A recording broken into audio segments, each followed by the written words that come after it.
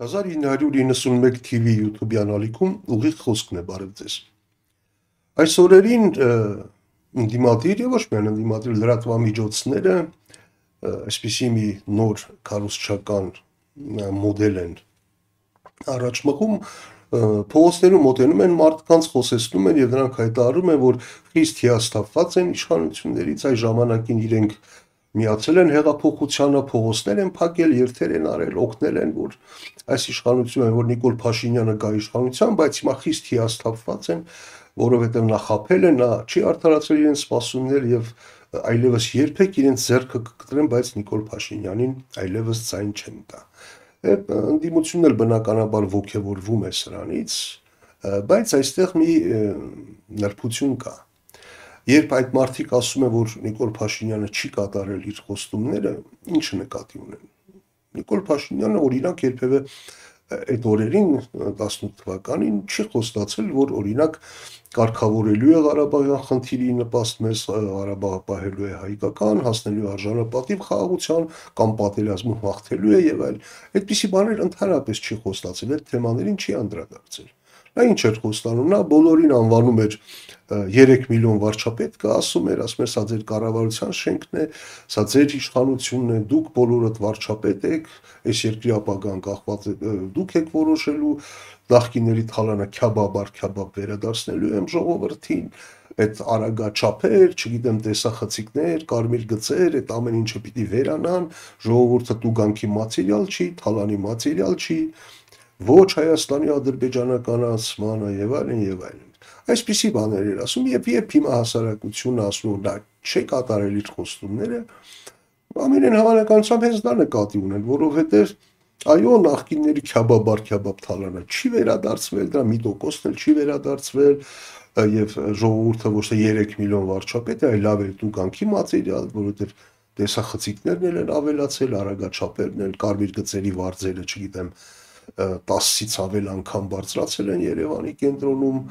իշխանությունները հորինել են նոր տուգանքներ, լավ էլ ժողովուրդը կտրուկով է, որովհետև հարկերն են կտրուկ ավելացել եւ այլն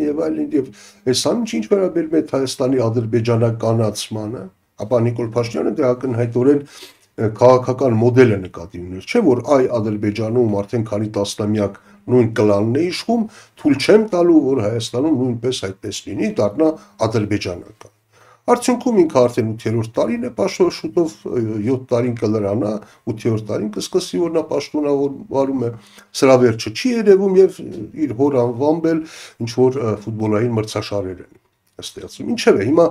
խնդիրը որն է։ Խնդիրն է, որ այստեղ հակասություն կա։ Հայաստանի այսօրվա վիճակի պատճառները առավելապես քաղաքական են, արտաքին քաղաքական են։ Իսկ ժողովրդի այդ բողոքը, այդ դժգոհությունը սոցիալական է, այստեղ է հակասությունը։ Եվ այս իրավիճակը ձեռնտու է առաջին հերթին իշխանություններին։ Ինչու երկու պատճառով։ Առաջին, երբ որ ժողովրդի դժգոհությունը առավելապես սոցիալական է, Նիկոլ Փաշինյանը կարող է ժամանակ առ ժամանակ հենց որ տեսնի, որ իր վարկանիշը շատ է իջնում, կարող է մի քանի այդպիսի նոր դատական շոուներ սարքել, էլի մի քանի հոգու ասենք զրկել պատգամավորական անձեռնմխելիությունից կամ հիշել մի քանի տարի առաջվա ինչ որ դեպքեր, չգիտեմ ինչ որ մի փոքրիկ հողակտոր կամ կիսաժանգոտած մեքենա, բերել, ինչպես ինքն ասում, վերադարձնել ժողովրդին, վերադարձնել պետությանը, կարող է այդպիսի քայլերով,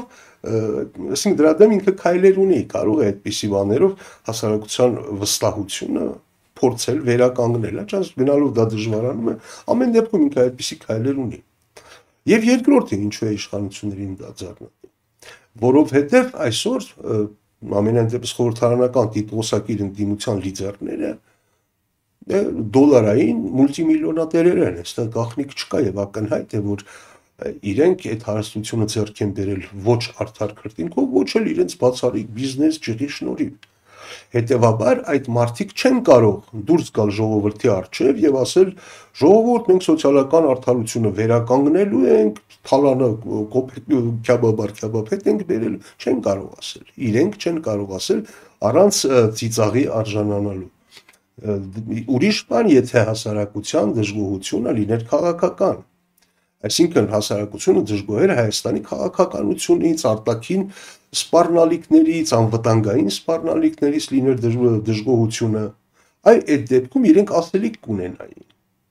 Դրա համար էլ իշխանությունները թույլ չեն տալիս, որ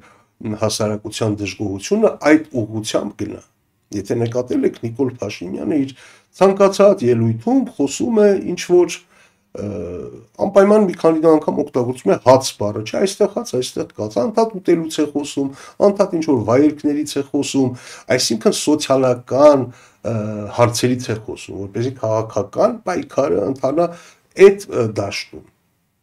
Իսկ ինքը անվտանգային հարցերով վարվում է այն մանիպուլյացիաները, որոնք հասարակությանը առանձնապես չեն էլ հետաքրքրում ըստ երևույթին,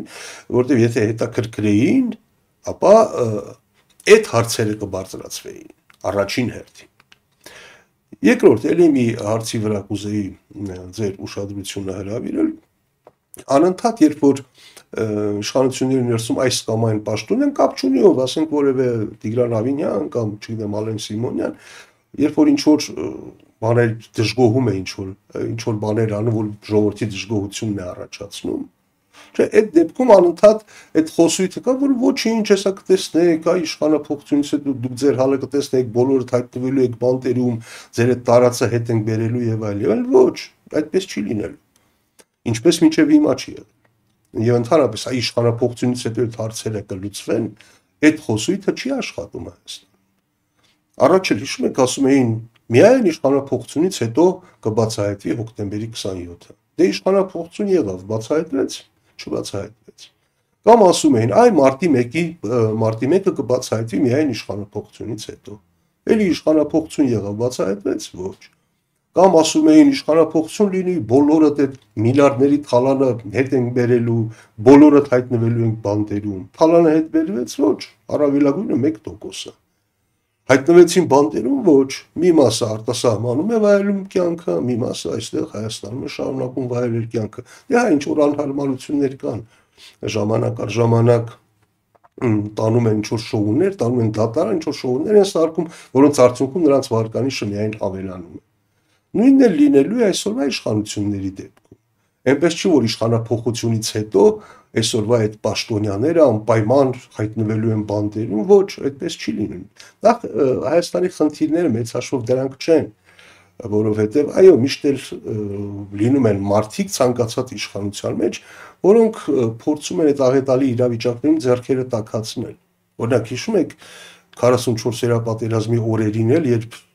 ամեն օր 100-ից ավելի զոհ էինք ունենում, Երևանում ծաղիկների գները կրկնակի բարձրացել էին։ Այսինքն ինչ որ մարդիկ պարզապես այդ ողբերգության վրա իրենց ձեռքերը տաքացնում էին, այսօրվա այդ չինովիկներն էլ նույնն են անում։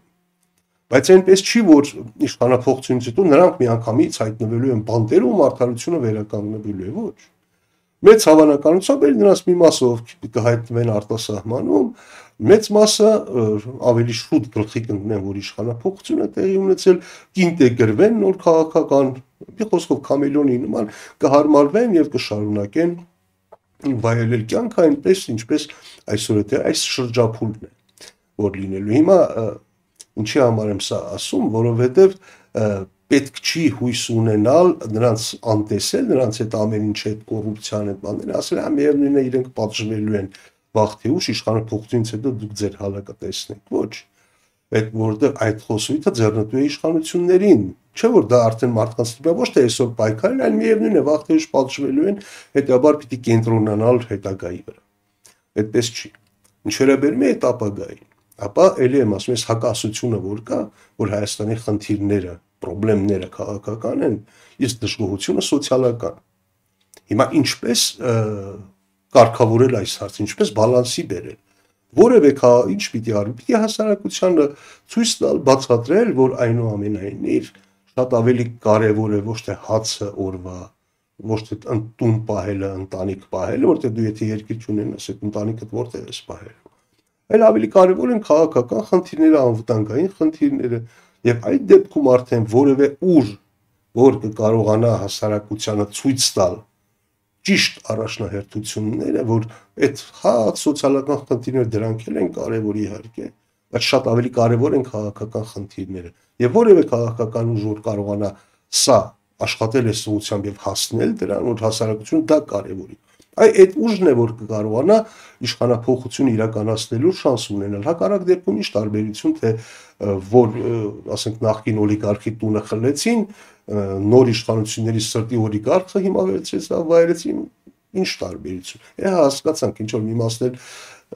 ենթադրենք մուտքագրեցին բյուջե, հետո բյուջեից այդ նույն չինովնիկները վերցրեցին որպես պարգևավճար կամ այլ սխեմաներ դրեցին իրենց գրպանը։ Դրանից մեր խնդիրները լուծվեցին, չլուծվեցին իհարկե։ Շատ ավելի կարևոր են այլ խնդիրներ, ելի եմ ասում, եւ շատ ավելի կարևոր է, որ սոցիալական դժգոհությունը մղվի երկրորդ պլան եւ առաջ բերվեն անվտանգային խնդիրներ, քանի դեռ հասարակության համար այդ հարցերը կարևոր չեն,